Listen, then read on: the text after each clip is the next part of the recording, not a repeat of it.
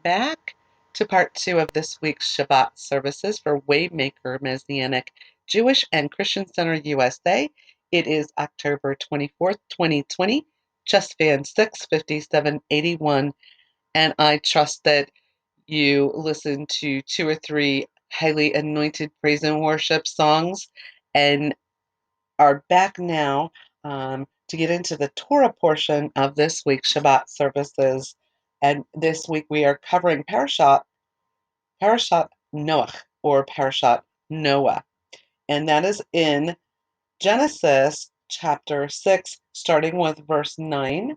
And we're going to be going to also all the way to chapter 11, verse 32, which is the entire chapter of chapter 11. So we're going to come right up to the end of that. And next week we'll be beginning with Genesis chapter 12.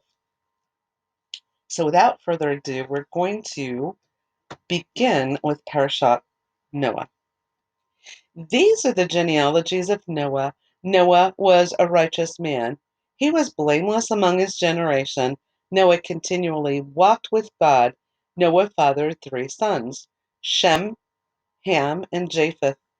Now the earth was ruined before God, and the earth was filled with violence. God saw the earth, and behold, it was ruined because all flesh had corrupted their way upon the earth.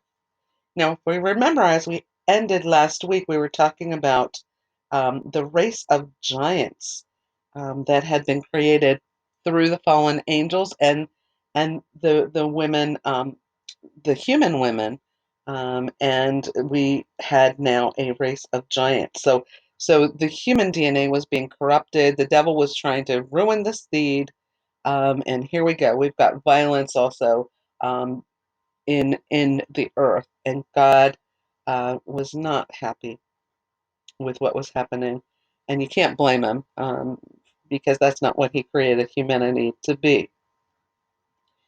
Instructions for the ark. Then God said to Noah, "The end of all flesh is coming before me, for the earth is filled with violence because of them.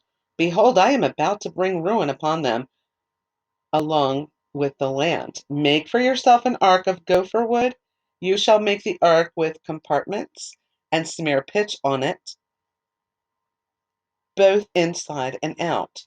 Now this is how you shall make it. The length of the ark is 300 cubits, its breadth 50 cubits, and its height 30 cubits. You shall make a roof for the ark, and you shall finish it to within a cubit from the top."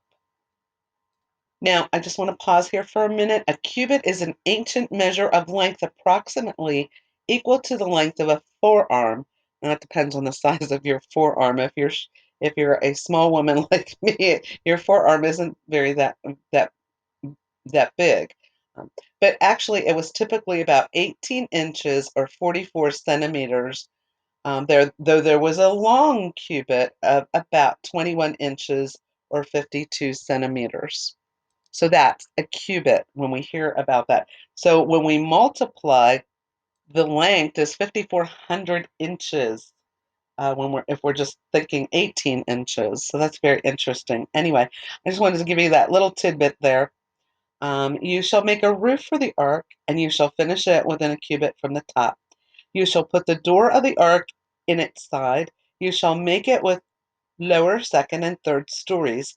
Now I am about to bring the flood water upon the land to destroy all flesh, in which is the spirit of life from under the sky. Everything that is on the land will perish, but I will establish my covenant with you. So you shall come into the ark, you, your sons, your wife, and your sons' wives with you. Also of every living thing of all flesh you shall bring two of everything, male and female, into the ark to keep alive with you. Of the flying creatures according to their kind, of the livestock according to their kind, of all the crawling creatures of the ground according to their kind, two of every kind will come to you to keep them alive. As for you, take for yourself every kind of edible food and gather it to yourself. It will be food for you and for them. So Noah did according to all that God commanded him. He did so exactly.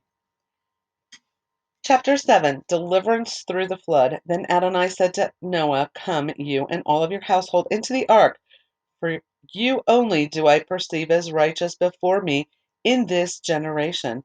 Of every clean animal you shall take with you 7 of each kind, male and female, and of the animals which themselves are not clean, 2 male and female, also the flying creatures of the sky, 7 of every kind, male and female, to keep offspring alive on the face of the whole land. For in 7 more days I am going to make it rain upon the land 40 days and 40 nights, and I will wipe out all existence that I made from the face of the ground. So Noah did all just as Adonai commanded him. Now Noah was 600 years old when the flood came, water upon the land. So Noah, his sons, his wife, and his sons' wives entered the ark because of the flood waters. Of the clean animals and unclean animals, the flying creatures, and everything that crawls on the ground, 2 by 2 they came to Noah into the ark, male and female, just as God commanded Noah. After the 7 days the flood waters were upon the land. In the 600th year of Noah's life, in the 2nd month, on the 17th day of the month, on this day, all the water sources of the great deep burst open. So we're talking about the 17th day of the 2nd month. So if we're looking at the 17th day of the month of Cheshvan for this year, it falls on November 4th, 2020. So in this 600th year of Noah's life, in the 2nd month, on the 17th day of the month, on this day, all the water sources of the great deep burst open, and the windows of the sky were opened. Then there was rain upon the land 40 days and 40 nights. On that same day, Noah, along with Noah's sons, Shem, Ham, Japheth, Noah's wife, and the 3 wives of Noah's sons with them entered the ark, they and every animal according to its kind, and all the livestock according to its kind, and every crawling creature that crawls on the land according to its kind, and every flying creature according to its kind, every bird, every winged creature. So to Noah and into the ark they went by twos, all flesh, in which was the spirit of life. Those that came, male and female, of all flesh, came just as God commanded him. Then Adonai shut him in. The flood was 40 days upon the land, and the waters increased and lifted the ark, so that it rose above the land. The waters overpowered and became very mighty over the land, and the ark drifted on the surface of the water. The waters completely overpowered the land, so that all the high mountains beneath the entire sky were covered.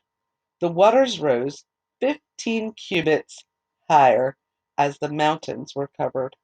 All flesh perished. Those that crawl in the land, the flying creatures, livestock, wild animals, all creatures that swarm upon the land, and all humankind. Everything that had breath of the spirit of life in its nostrils, everything on dry land died. So he wiped out all existence that was upon the surface of the ground, everything from people to livestock to crawling creatures and to flying creatures of the sky. They were wiped out off the land. Only Noah and those with him in the ark survived. The waters overpowered the land for 150 days. Then we move to chapter 8. Then God remembered Noah and all the wild animals and all the livestock that were with him in the ark. So God caused a wind to pass over the land, and the water subsided. Also the sources of the deep and the windows of the skies were closed up, and the rain from the sky was held back. How mighty is our God to be able to do all of that. The waters kept receding gradually from upon the land, and the waters decreased by the end of 150 days. The ark came to rest in the 7th month, on the 17th day of the month, upon the mountains of Ararat, Ararat. The waters went on decreasing until the 10th month. In the 10th month, on the first day of the month, the tops of the mountains appeared. It was at the end of 40 days that Noah opened the window of the ark that he had made. Then he sent out a raven, and it kept going back and forth until the waters were drying up from the land. Then he sent out a dove to see whether the waters had receded from the surface of the ground. But the dove did not find a resting place for the sole of her foot. She returned to him in the ark because water covered the surface of the whole land. He stretched out his hand, and he took her and brought her to him in the ark. So he waited yet another 7 days, and again he sent the dove out from the ark. The dove came to him at evening, and surprisingly, a freshly plucked olive leaf was in its mouth. So Noah knew that the waters had receded from the land. After he waited 7 more days, he sent out the dove, but she did not return to him again. It was in his 601st year, in the first month, on the first day of the month, that the waters had dried up from the land. Then Noah removed the cover of the ark, and the ground had dried up. By the second month, on the 27th day of the month, the land was dry. So we're looking here now. This is still the month of Chesvan. And we're talking about on the 27th day of Chesvan, it would be November 14th. So remember that when we're at Shabbat on November 14th, because that is the day that the land was dry. Noah's soothing sacrifice. Then God spoke to Noah, saying, "Come out of the ark, you and your wife, your sons and your sons' wives with you. Every animal that is with you of all flesh, including the flying creatures, livestock, and every crawling creature that crawls on the land, bring out with you, and let them swarm in the land, and be fruitful and multiply upon the land." So Noah came out with his sons, his wife, and his sons' wives, every animal, every crawling creature, every flying creature, everything that crawls upon the land came out from the ark in their families. Then Noah built an altar to Adonai, and he took of every clean domestic animal and of every clean flying creature, and he offered burnt offerings on the altar. When Adonai smelled the soothing aroma, Adonai said in his heart, "I will never again curse the ground on the account of man, even though the inclination of the heart of humankind is evil from youth, nor will I ever again smite all living creatures as I have done. While all the days of the land remain, seed time and harvest, cold and heat, summer and winter, day will not cease. Will not cease. Chapter 9, a covenant with Noah and his descendants. God blessed Noah and his sons, and he said to them, "Be fruitful and multiply and fill the land. The fear and terror of you will be on every wild animal and every flying creature of the sky, with everything that crawls on the ground, and with all the fish of the sea. Into your hand they are given. Every crawling thing that is alive will be food for you, as are the green plants. I have now given you everything. Only the flesh with its life, that is its blood, you must not eat. Surely your lifeblood will I avenge. From every animal and from every person will I avenge it. From every person's brother will I avenge that person's life. The one who sheds human blood by a human will his blood be shed, for in God's image he made humanity. But as for you, be fruitful and multiply, flourish in the land and multiply in it."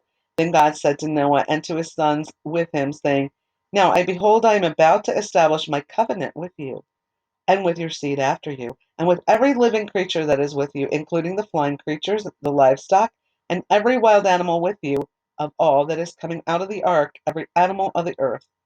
I will confirm my covenant with you. Never again will all flesh be cut off by the waters of the flood, and never again will there be a flood to ruin the land." Then God said, "This is the sign of the covenant that I am making between me and you, and every living creature that is with you for all future generations. My rainbow do I place in the cloud, and it will be a sign of the covenant between me and the land. Whenever I bring clouds over the land and the rainbow appears in the clouds, I will remember my covenant that is between me and you and every living creature of all flesh. Never again will the waters become a flood to destroy all flesh. When the rainbow is in the cloud, I will look at it to remember the perpetual covenant between God and every living creature of all flesh that is on the land. Then God said to Noah, "This is the sign of the covenant that I have confirmed between me and all flesh that is on the land." So that is what the rainbow signifies. And the only thing that the rainbow signifies is the covenant of God, the promise that he made, the vow that he made to not destroy all of the earth again by flood. Dispersion of Noah's family. Noah's sons who came out from the ark were Shem, Ham, and Japheth, and Ham was the father of Canaan. These three were Noah's sons, and from these the whole earth dispersed. Then Noah, a man of the soil, was the first to plant a vineyard. He drank some of the wine, got drunk, and was uncovered in his tent. Then Ham, Canaan's father, saw his father's private parts and told his two brothers outside. So Shem and Japheth took the cloak and laid it over both their shoulders and walked backwards with it, covered their father's private parts, but their faces were turned away, so they did not see their father's private parts. When Noah woke up from his wine, he learned what his youngest son had done to him. So he said, "Cursed is Canaan, the lowest slave will be to his brothers." He also said, "Blessed be Adonai, God of Shem, and let Canaan be his servant." May God enlarge Japheth, may he dwell in the tents of Shem, and may Canaan be his slave. Now, Noah lived 350 years after the flood, so all Noah's days were 950 years. Then he died. Chapter 10. And these are the genealogical records of Noah's sons. Shem, Ham, Japheth, sons were born to them after the flood. Japheth's sons were Gomer, Magog, Madai, Javan, Tubal, Meshach, and Tyrus. Gomer's sons were Ashkenaz, Riphath, and Togarmah. Javan's sons were Elisha and Tarshish, Kittites and Dodanites. From these the coastlands of the nations spread out in their lands, each one according to his language, according to their families, into their nations. Ham's sons were Cush, Mizraim, Put, and Canaan. Cush's sons were Seba, Havilah, Sabta, Rama, and Sabteka. And Rama's sons were Sheba and Dedan. Now Cush fathered Nimrod. He started to become mighty in the land. He was a mighty hunter before Adonai. This is why it is said, like Nimrod, a mighty hunter before Adonai. The beginning of his kingdom included Babel, Erech, Akkad, and Calneh in the land of Shinar, and that's Shinar. From that land he went out to Assyria and built Nineveh, Rechovator, Calais, and Rezin. Between Nineveh and Calais, it is the great city. Mizraim fathered the Ludites, the Anamites, the Lehavites, and the Naphtuhites, the Pathrusites, and the Casluhites, rather, from whom came the Philistines and the Caphtorites. Canaan fathered Sidon, his firstborn, Heth, the Jebusite, the Amorite, the Girgashite, the Hivite, the Archite, the Sinite, the Arvadite, the Zemarite, and the Hamathite. And afterwards the Canaanite families were scattered.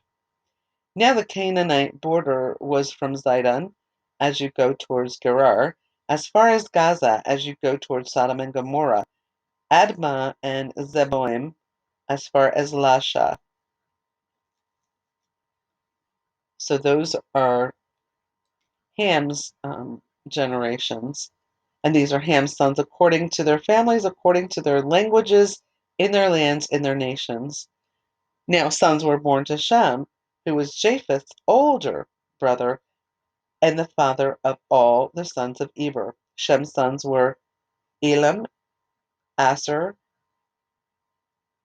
I'm sorry, Asher, Arpachshad, Lud, and Aram. Aram's sons were Uz, Hul, Gaither, and Mash.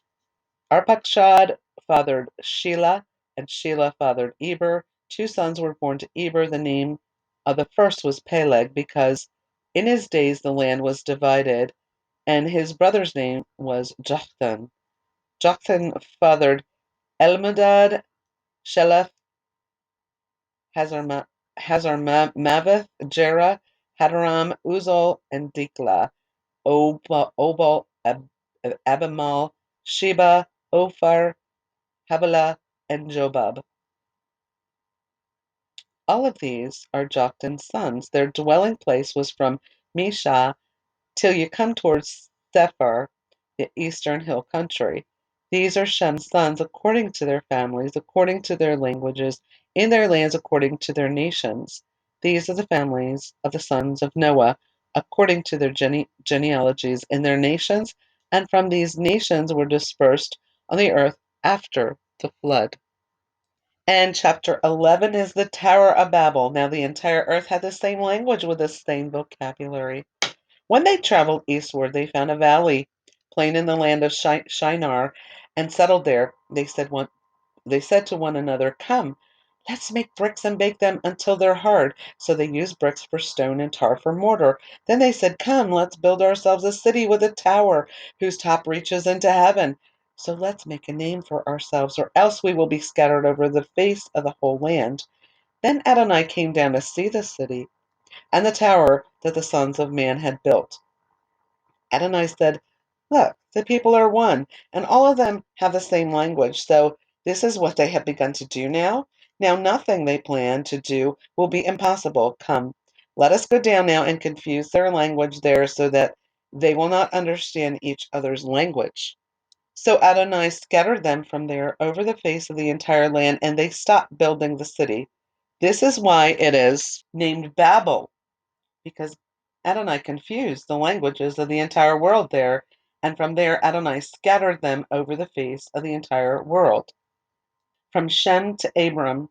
These are the genealogical records of Shem. Shem was 100 years old when he fathered Arpachshad. 2 years after the flood, Shem lived 500 years after he fathered Arpachshad, and he fathered sons and daughters.